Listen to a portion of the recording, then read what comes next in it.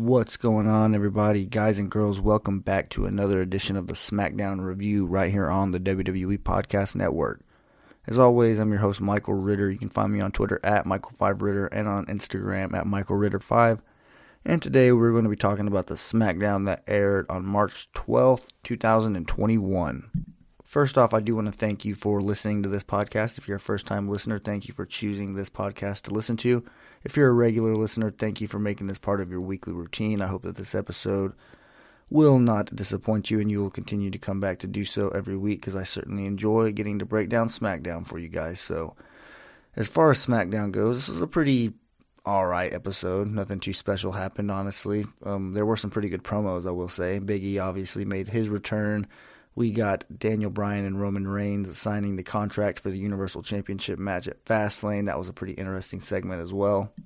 Things get a little tricky or sticky, I guess you can say, between Sasha and Bianca, as they're obviously on a collision course towards WrestleMania, despite their tag team match that they have at Fastlane for the Women's Tag Team Championship. And we will get to a lot more things that happened in SmackDown. But like I promised at the end of last week's episode, another top 5 for you guys at the end of this one. This one's going to be the top 5 factions of all time. So a pretty quick, nice and easy top 5 for you guys. I'm sure you guys will know, and most of you might agree with some of them, especially towards the top. I'm not really 100% though. So as always, pretty subjective, and I hope to get some feedback from you guys. But with that being said, I think we should be good to go ahead and get started on this SmackDown review. And this one started with Edge coming out to the ring. And Edge comes to the ring and basically says that he has a bone to pick with a couple guys, mainly the ones that have had his name in their mouth, referring to Daniel Bryan and Roman Reigns. Over the past couple weeks, obviously, both of those guys have mentioned Edge in their promos multiple times. But in this particular promo by Edge, he actually calls out Roman Reigns, or at least calls his bluff a little bit, because he says for weeks and weeks, Roman Reigns came out and basically, demanded that Edge acknowledges him as the main event. So what does Edge do? By winning the Royal Rumble, he gets to pick, and he ultimately picks Roman Reigns as the guy that he wanted to face at WrestleMania. So you would assume by doing that, he is acknowledging him as the main event. But according to Edge, Roman Reigns and Paul Heyman are two great spin doctors.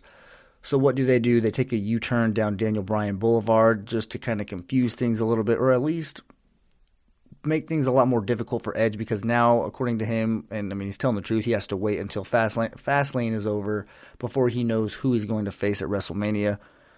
But bringing up Daniel Bryan, that pretty much leads Edge to start talking about him.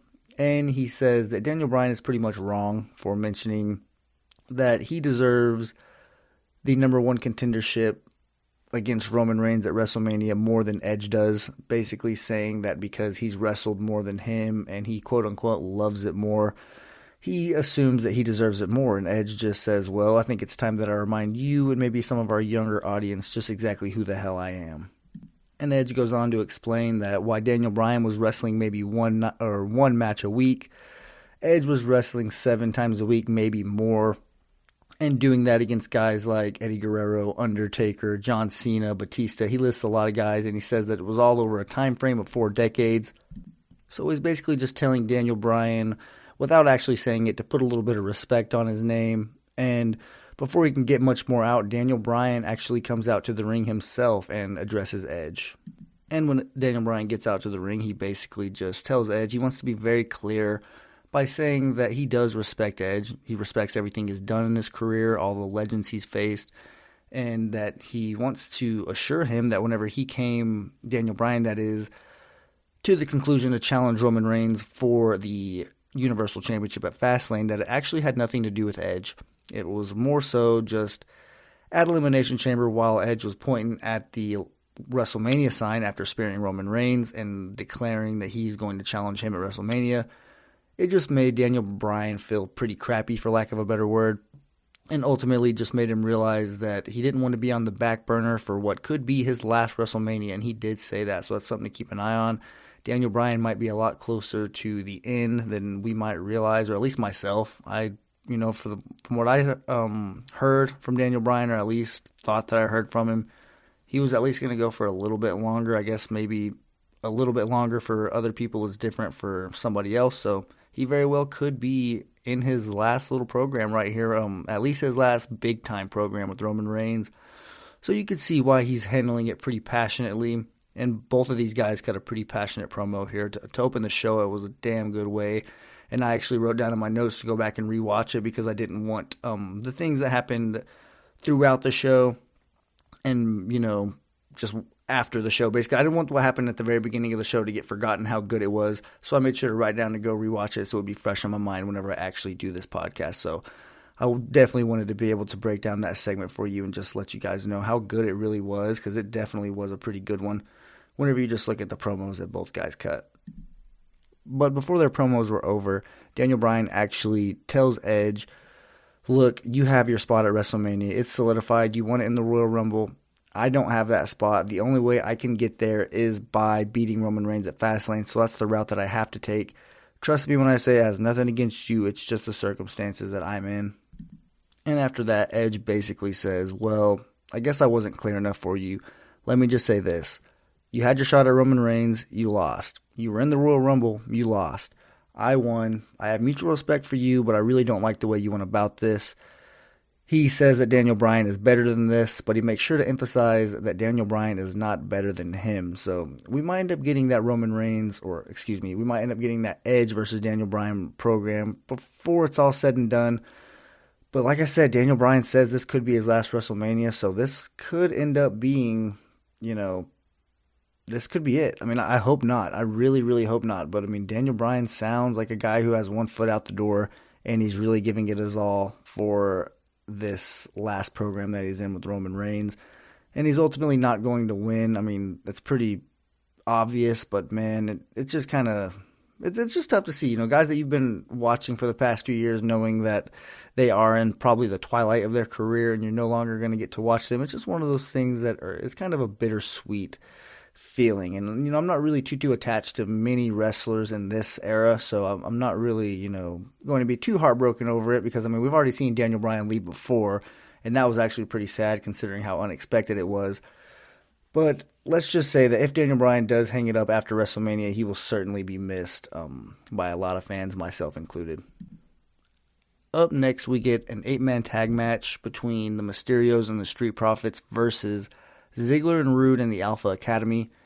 And the latter team actually attacked the former team before the match began, which was pretty much, just setting them up a little bit of a disadvantage, kind of giving you something to see before they went to commercial break, and then when we came back, the match was already started.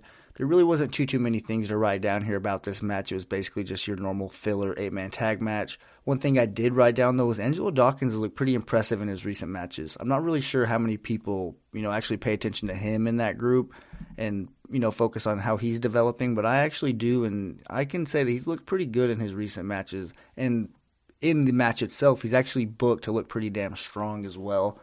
I did write down as well here that Chad Gable had a suplex into a bridge pinfall that was just beautiful. If you didn't get to see that, I would go back and watch this match just to pay attention to it. Another thing that happened here, there was like a weird part in the match where Montez Ford tagged in Angelo Dawkins, but Robert Roode, who was an illegal man, came in the ring and he started distracting the ref.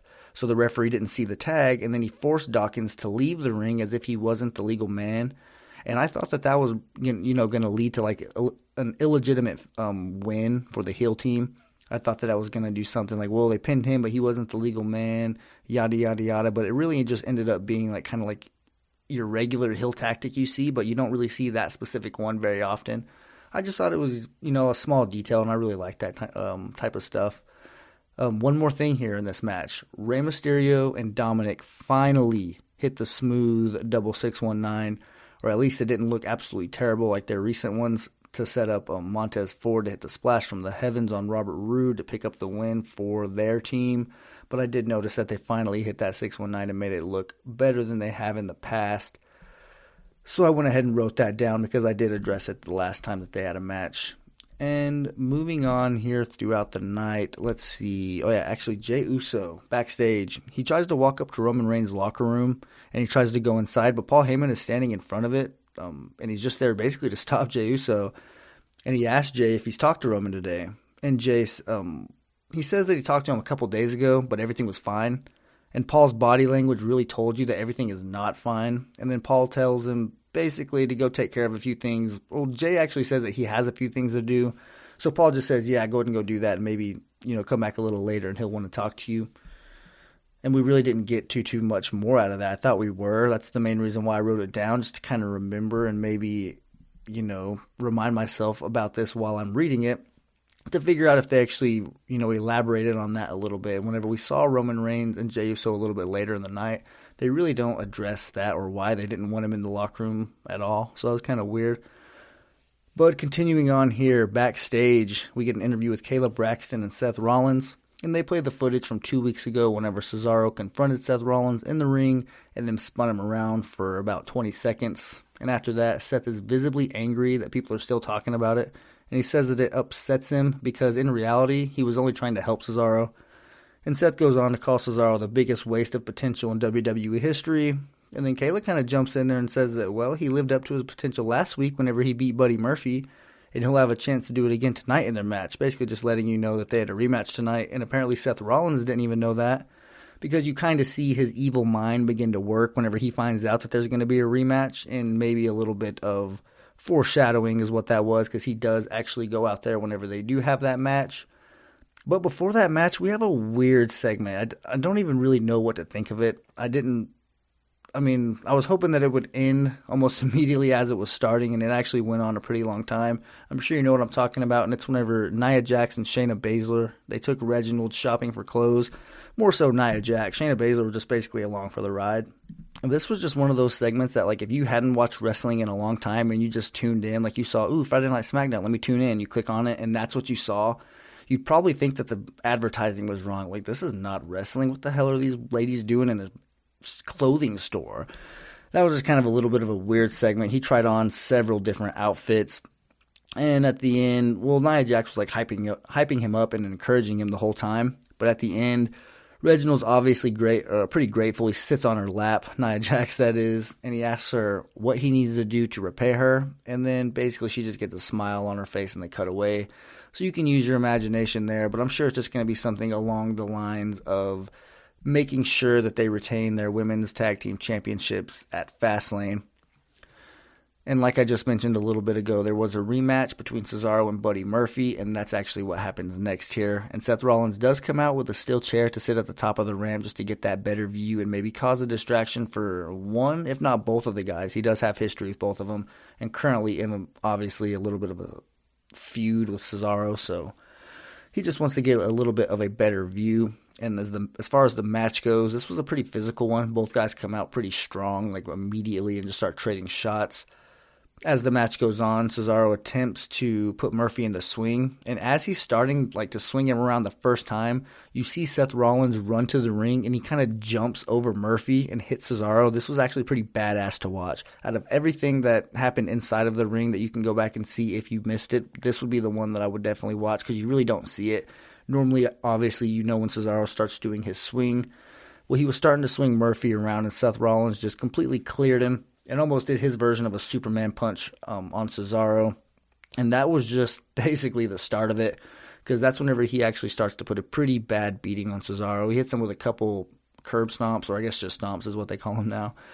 And he tries to do more damage with a steel chair, but he's eventually stopped by a group of officials. And the entire time Seth was hitting him, he kept saying, "I'm better than you, and you're not on my level." But after Seth was finished putting the beat down on him and he started to head backstage, he runs into Shinsuke Nakamura, who basically just kind of stands in his way and then stares him down as Seth Rollins walks away.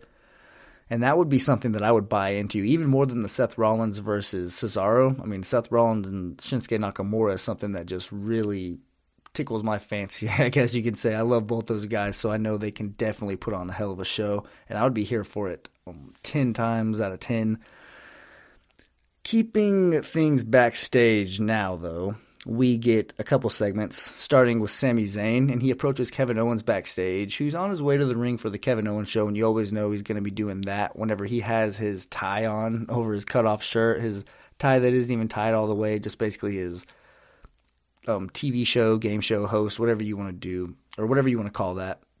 But Sami Zayn approaches Kevin, and he claims that Kevin Owens is the only person who truly knows just how fair WWE is to Sami. And then he offers Kevin Owens to join his documentary. He says he wants him to hop on.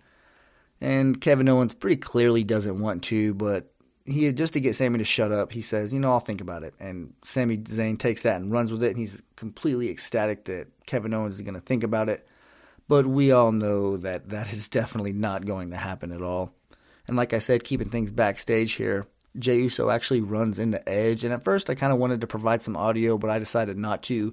But this was a pretty good segment, especially if you think that some of this stuff actually came from a little bit of a real place. Like, for instance, Edge brings up how long he's known Jey, and he references Rikishi, who's their dad, obviously, bringing them, or Jey and Jimmy, bringing both of them to the ring whenever they were kids. He says that he's known them since they were 10 years old. I'm sure a lot of that's true.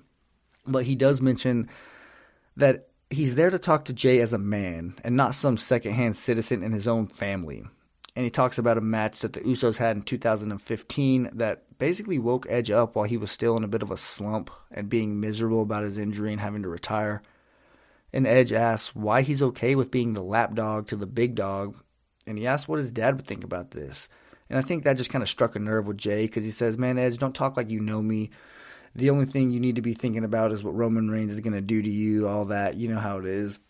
And we do get a little bit more. This is kind of just the start, and we'll get to it a little bit later. But long story short, we do get an eventual match that we're going to get next week, Jey Uso versus Edge. So this was kind of the start to that. And obviously that's going to be probably a pretty damn good match next week, if I could guess. That would probably be the thing that is going to happen. But moving on here, we get the Kevin Owens show with Sasha and Bianca. And one thing I wrote down here at the very beginning, as Sasha was making her entrance, as you guys all know, she does her routine that she does at the very top of the ramp every single time she comes out. Well, while she was doing that and basically trying to drop it down to the ground, her belt, or the championship, basically comes unbuckled from around her waist, and it almost falls down. And she tries to play it off like it didn't happen. But, I mean, it's just really hard to act super arrogant and cocky after something like that happens, and you just know that you didn't mean for it to. But anyways, I just thought that was a little bit funny. Speaking of things that's funny, though, Kevin Owens, whenever they both got into the ring and they were about to start the Kevin Owens show, he introduces Sasha and he says, "Hey, boss, glad you could be here. Thanks for all the paychecks, by the way." And I just thought that was funny. I hope someone else did, too, just because obviously they're always calling her the boss and no one really ever says why. And Kevin Owens kind of has a little bit of fun with it by saying that, and I just really like that. But he continues here, and he mentions the possibility of Sasha and Bianca walking into their WrestleMania match as tag team champions. But first, they have to beat Nia and Shayna, which obviously they failed to do at Elimination Chamber. And he also suggests that there might already be tension between the two. And Sasha basically confirms that by immediately calling herself Michael Jordan and saying that eventually Bianca could be LeBron James. And, I mean, that's actually a pretty big compliment if you know basketball. But anyway, Sasha goes on to say that Bianca would have done what she did. Sasha goes on to say that Bianca wouldn't have done what she did if Sasha wouldn't have paved the road for her. Bianca agrees and says, yes, you did pave the road, but let me walk in my own lane, and that's exactly what I'm doing. And as Bianca continued to respond, they're interrupted by the women's tag team champions, who obviously are joined by Reginald. And they're just coming out to be guests on commentary for the following match between Natty and Tamina versus Sasha and Bianca. And that's the match that happens next. And one thing I wrote down here, and it's just a blessing really anytime you get to watch it, because these people aren't going to be around forever, and eventually they're going to be the ones who you look back on and think, man, that was a badass era that we were watching. We probably didn't appreciate it as much as we should have whenever it was going on. And one thing I noticed here, obviously, is just Sasha Banks. She's so technically sound as a wrestler. She's probably the best women's wrestler in the entire company right now. Just pound for pound. Obviously, that's probably going to cause a little bit of discussion to other people, because, I mean, I know that she's not head and shoulders over everybody. There's a lot of women on the talent who are just phenomenal athletes and phenomenal wrestlers, so she definitely has a little bit of competition, but, man, she is definitely polished, and probably as polished as they come. And one other thing I noticed here, because like I said, Shayna Baszler and Nia Jax were on commentary, and they already had the segment with the shopping spree, or whatever you want to call that. Shayna Baszler really didn't even say a word for like 90% of the time that she was on air, including that segment with the shopping clothing store, whatever. She basically didn't even say anything until she was forced to talk. I don't really know. I mean, she's probably just genuinely annoyed with the whole Reginald Nia Jax thing. She's probably ready to drop those titles and go on a singles run because she knows basically what her potential is, and she's pretty much just being wasted right now. But while they were on commentary, as you would expect, eventually Sasha gets distracted by Reginald and starts to chase after him. They even stand on the announce table at one point. But while she's distracted and chasing Reginald through the ring, she ends up getting taken out by Natalya, and then Bianca retaliates to that by hitting Natalya from behind and leaves herself vulnerable to a roll-up by Tamina. And then the roll-up obviously leads to them losing. But after they lost, she actually starts to blame Sasha and asking her why she keeps letting Reginald get involved in her business. And this actually continues backstage. They keep going back and forth, and then Sasha Banks actually says that she's not going to take the blame just because Bianca took the L, and then she calls her a rookie and walks away. And if you had any doubts that Sasha Banks is a full-blown heel, this should have just completely soothed any of those thoughts and just completely got them out of your head, because it is very clear, whether they say it or acknowledge it or not, trust your eyes and trust what you know, and it's very clear that Sasha Banks is probably the biggest, I don't want to say the biggest heel women's wrestler in the company right now, but I mean, if you just look at how arrogant she is and how she acts, I mean, who's really touching her right now? Nia Jax really and Shayna Baszler want to be, but it's kind of hard to be that top heel whenever nobody really cares what you're doing. Or it's not that they don't care, it's just that we know that it's not really important. Those women's tag team championships are just completely an afterthought, so it's hard to really get invested in this women's tag team division, and especially the women's tag team champions. But moving on here in the night, we get to Big E's return. And he comes out with a damn near full body cast on, but he takes it off as he's making his way to the ring. And he cuts a passionate, angry promo. I mean, he gets deep. He says that Apollo Crews made him get biblical, and it said that he made him go Old Testament on him. And he says that pinning him just simply won't be enough. He wants to end him.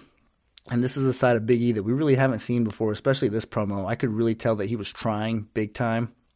And he says that he doesn't want to wait. He wants to fight Apollo Crews now. And he calls out Apollo, who doesn't show up. But Big E says, well, I came here dressed to fight and defend my Intercontinental Championship. So if Apollo Crews doesn't want to get his, somebody else come on. And basically he just issues an open challenge right there. And it's initially accepted by Baron Corbin, or so it seems. He was coming out to the ring and babbling on and on about getting his $10,000 suit dirty, blah, blah, blah. Sami Zayn comes out and screams, I accept, basically before Corbin gets the chance. So he just comes out and screams it, and he runs to the ring, literally, because Big E says, well, how about this? Whoever comes inside the ring first, they'll get the match. And Sami Zayn sprints to the ring and gets the tiebreaker, leading to that Intercontinental Championship, which is really the whole thing behind the conspiracy when you think about it. It's kind of crazy that they didn't actually mention that while Sami Zayn was in, the ring area or just on air, period. I mean, he was getting a one-on-one championship match for the Intercontinental Championship. I mean, I thought it was all conspiracy against him. He just basically got handed a championship match. So that was kind of one of those things that was just a little weird. I mean, that was the whole reason behind it all, was because you, quote-unquote, got screwed out of the Intercontinental Championship. You finally get a chance there, and you're not going to elaborate on it a little bit.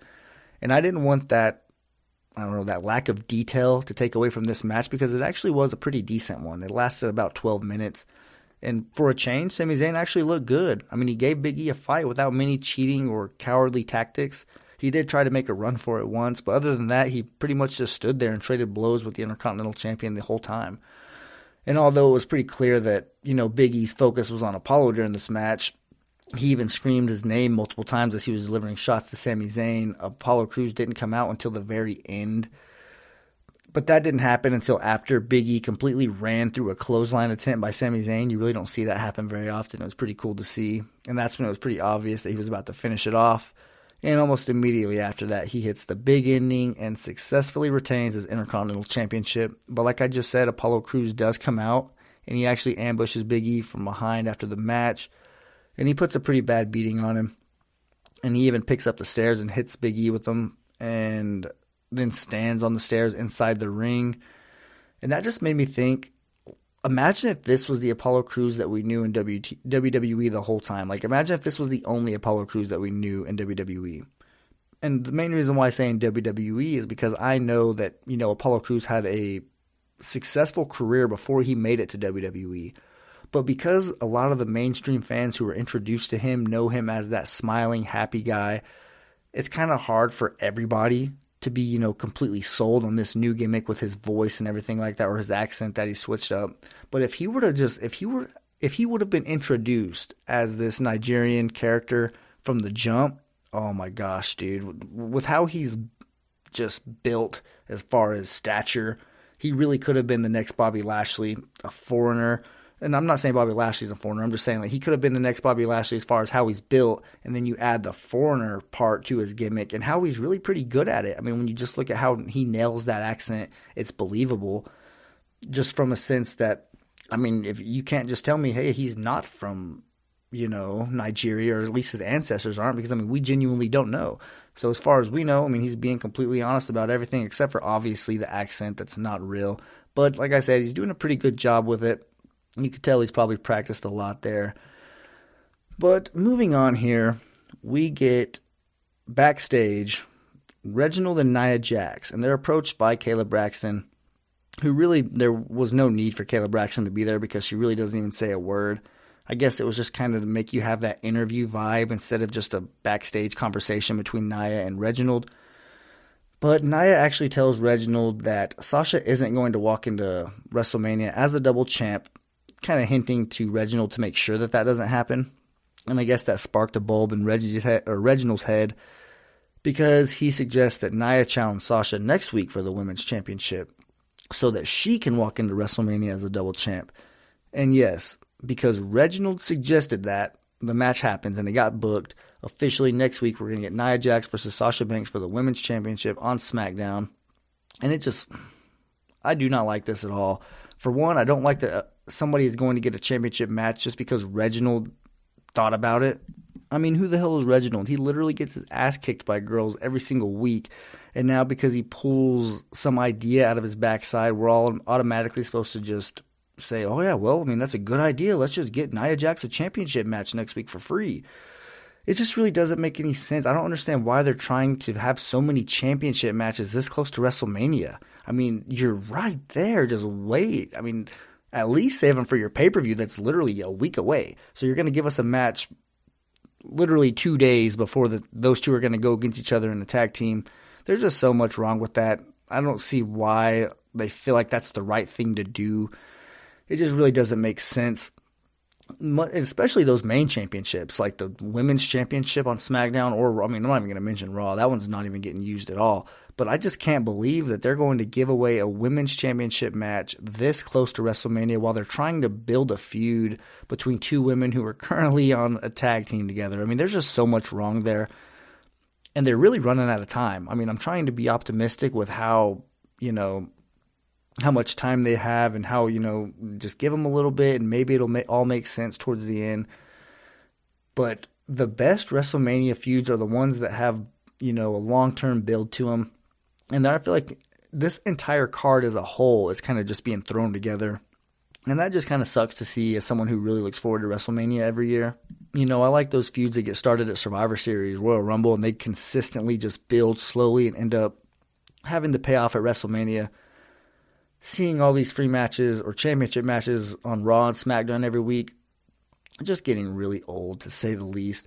But we will continue on here with the final segment, I guess you can say, of the night, and it's the contract signing between Roman Reigns and Daniel Bryan for the Universal Championship match at Fastlane. And this was actually a pretty quick contract signing. Not necessarily as fast as your typical, I sign it, you sign it, let's have a brawl, let the show go off the air, but more so just they got down to business pretty quick. Roman Reigns goes down there, he sits at the head of the table like he normally does, and at first he doesn't want to sign it.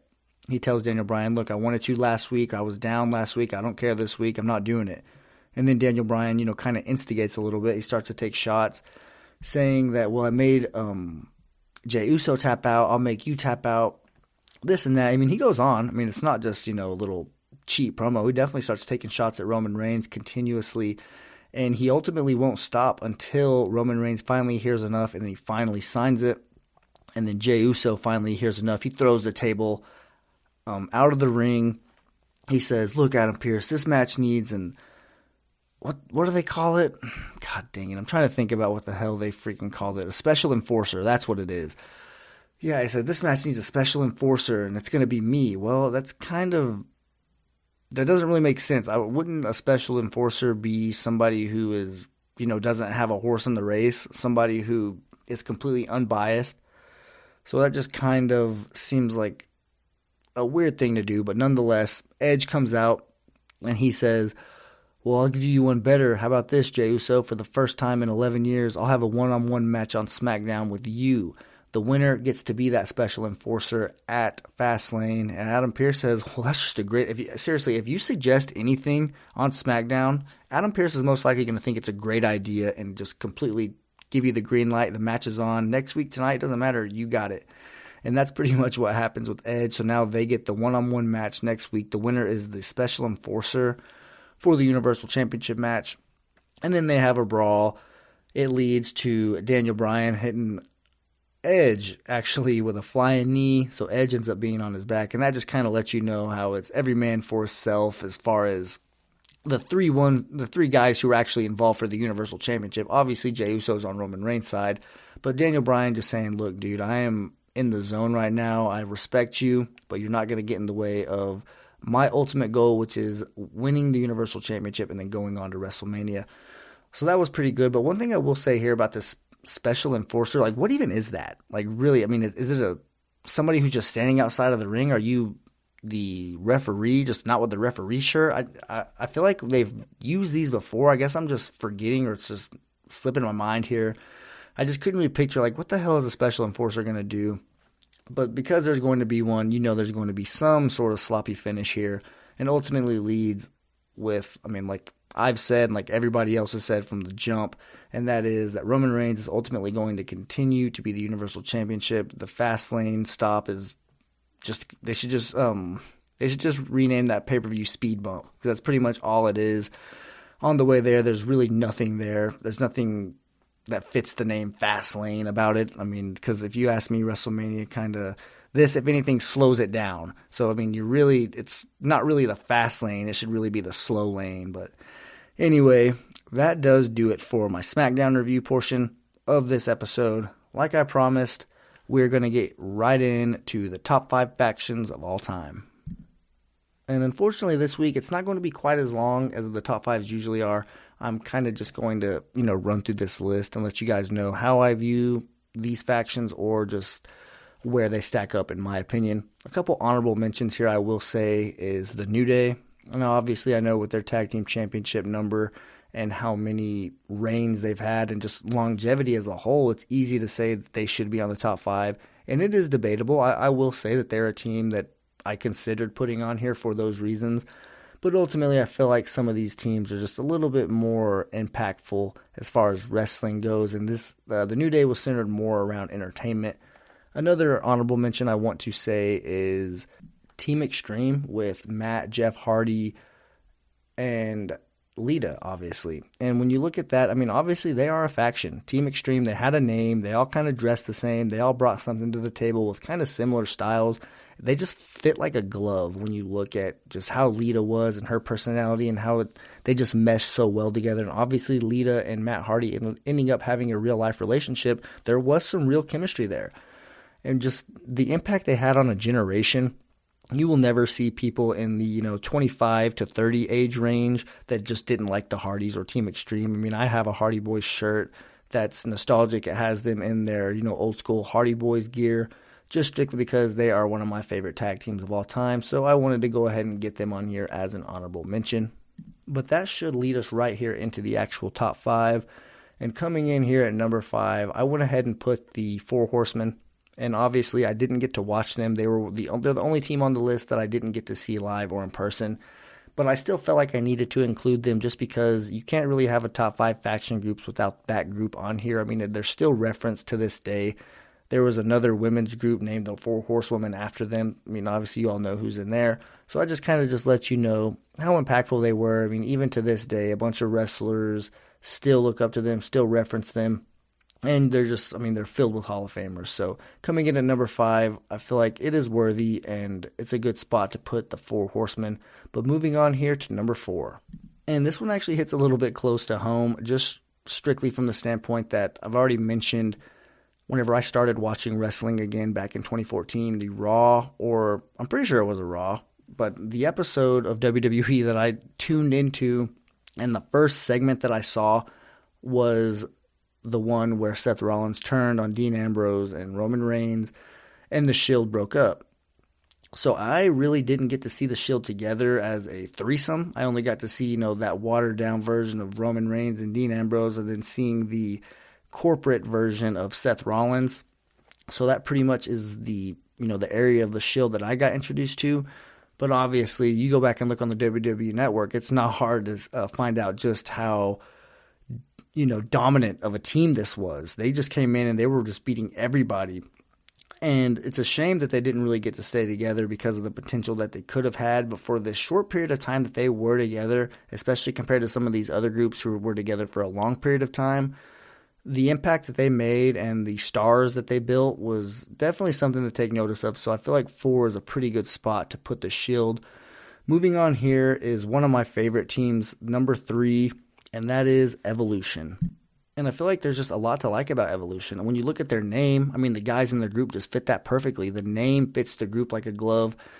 Having 2 stars come from that group, and Dave Bautista and Randy Orton, obviously, and then having the top heel in the company at the time, Triple H, and then arguably one of the greatest wrestlers of all time, Ric Flair in the group. There was just absolutely nothing to not like about this group.